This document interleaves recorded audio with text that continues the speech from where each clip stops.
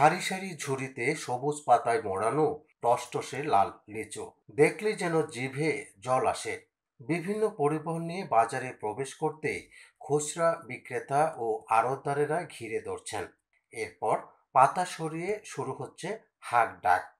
পরে উচ্চ দাম হাঁকা ক্রেতা ভ্যান নিয়ে আড়ত ঘরে যাচ্ছেন, মুখে হাসি নিয়ে টাকা গুনছেন লিচু চাষি। প্রতিদিন সকাল থেকে দুপুর পর্যন্ত মেহেরপুর শহরের পুরাতন বাসস্ট্যান্ড এলাকার লিচুর হাটে এখন ক্রেতা বিক্রেতাদের ভিড়। সারি সারি ঝুড়িতে সাজিয়ে রাখা লিচু, প্রতিটি থোকায় ৮০টি লিচু।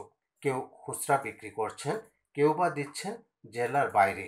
ক্রেতা দাম জিজ্ঞেস করতেই লিচুর থোকা উঁচিয়ে ক্রেতাকে আকৃষ্ট করছেন বিক্রেতারা।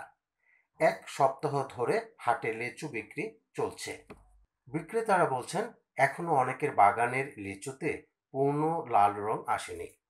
লিচুর বাজার জমে উঠতে আরো সপ্তাহখানেক সময় লাগবে। সদর উপজেলার রায়পুর এলাকার লিচু চাষি আবুল কালাম বলেন, এবছর বেশ কয়েকটি লিচু বাগান বছর চুক্তিতে কিনেছেন তিনি। আবহাওয়ার কারণে এবার ফলন অর্ধেকে নেমেছে, তবে শুরুতেই দাম ভালো পাচ্ছেন।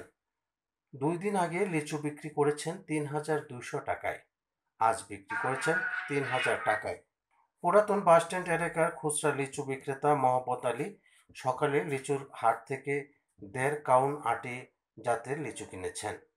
বাজারে লিচুর চাহিদা থাকলেও সরবরাহ কম থাকায় বেশি দামে লিচু কিনতে হচ্ছে খুচরা বিক্রেতাদের, যে কারণে তাদেরও বেশি দামে বিক্রি করতে হচ্ছে।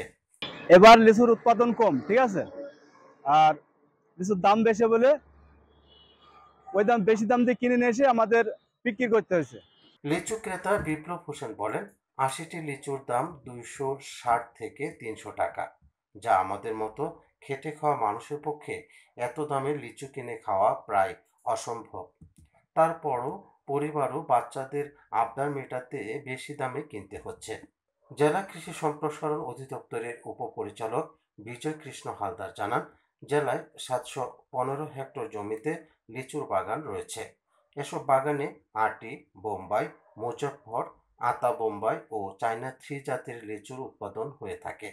এবার লিচুর উৎপাদনের লক্ষ্যমাত্রা ৬,১১০ টন নির্ধারণ করা হয়েছে, তবে আবহাওয়া অনুকূলে না থাকায় লিচুর আকার ছোট হয়েছে, যে কারণে উৎপাদনের লক্ষ্যমাত্রায় কিছুটা ঘাটতি হতে পারে।